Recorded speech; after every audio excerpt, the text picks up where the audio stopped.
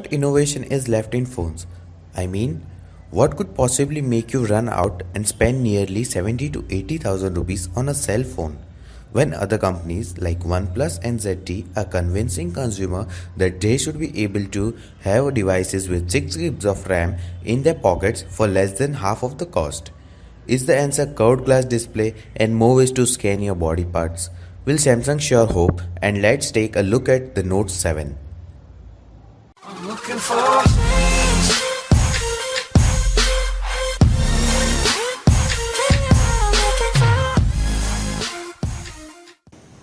Hey there, this is Kal from TechNet. So let's start.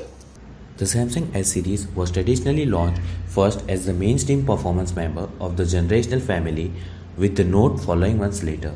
In squarely an enthusiast heavy content consumer and productivity freaks, with stylus, larger screen, defined software and beefier hardware specs, being its usual calling card. While Note 5 had broken the community, so has Note 7. While Note 7 has larger screen and stylus, and it's first launched with the Samsung's reimagined TouchWave's Grace UX. Spec-wise, it's pretty much identical to S7 and S7 Edge. It has an Exynos 8890 octa-core processor, 4GB of DDR4 RAM, 64GB of onboard storage with microSD expansion. It has a dual SIM plus microSD mod from S7 and S7 Edge. The tray is more fragile now, so be careful.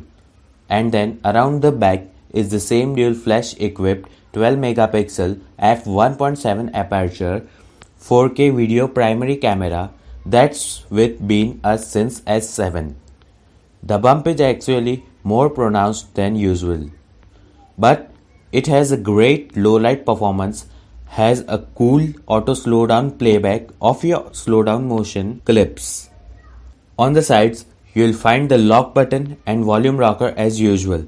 Of course, there's a tactile feedback feels the quality. Down at the bottom, we find the 3.5 inch of headphone jack, a fast charging compatible Type-C connector to go along with the new Gear VR, a microphone port, a speaker port that is loud enough but shares its non-optimal palm firing attribute with other 5.7 inch devices. And finally the holder for the improved S Pen that now boasts a 360 sample per second updates and 4096 pressure level.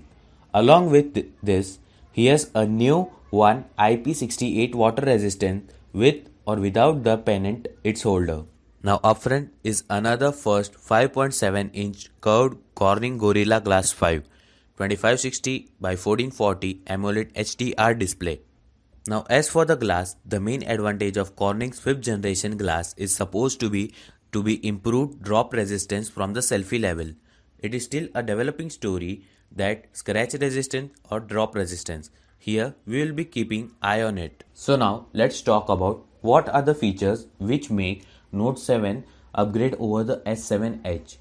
If you had your hopes up for return to remove ability for 35,000 mAh battery, sorry, there's much more subtle than the 3D glass on the back is now curved to the same degree as the front one. But when combined with its bezel is looking front curved glass and strong accidental touch rejection makes the best cell phone in the market. It is also by far the most holdable device to date. It is comfortable even for the small-handed person in spite of them having to make the room for the S Pen inside. Well, the stylus has a lot fun to deal with and is a great for screenshot and marking up the things like web pages to send others. Even stylus magnifies the screen for reading convenience. If you are the person who regularly uses stylus, then you'll definitely love using it. Moving on, it has got fast wireless charging and it's a cool feature. And Samsung wireless charging battery case is the pretty neat magnetic snap-on case as an option for emergencies. Now the headline feature comes is the iris scanner. It is faster but didn't add anything to experience for me.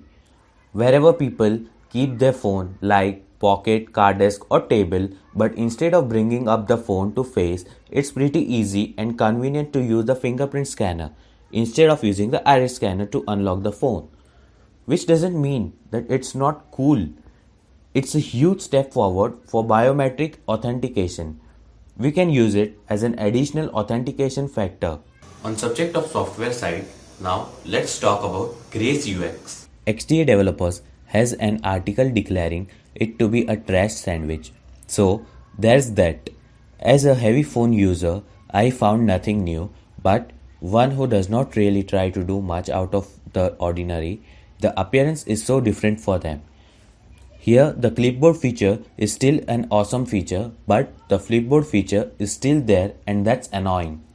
It even has a cool new feature that is battery optimization button.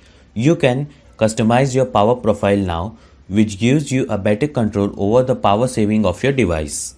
Overall, Note 7 is great, it's functional, it's beautiful, but from the hardware side, it is not improved over Galaxy S7 Edge.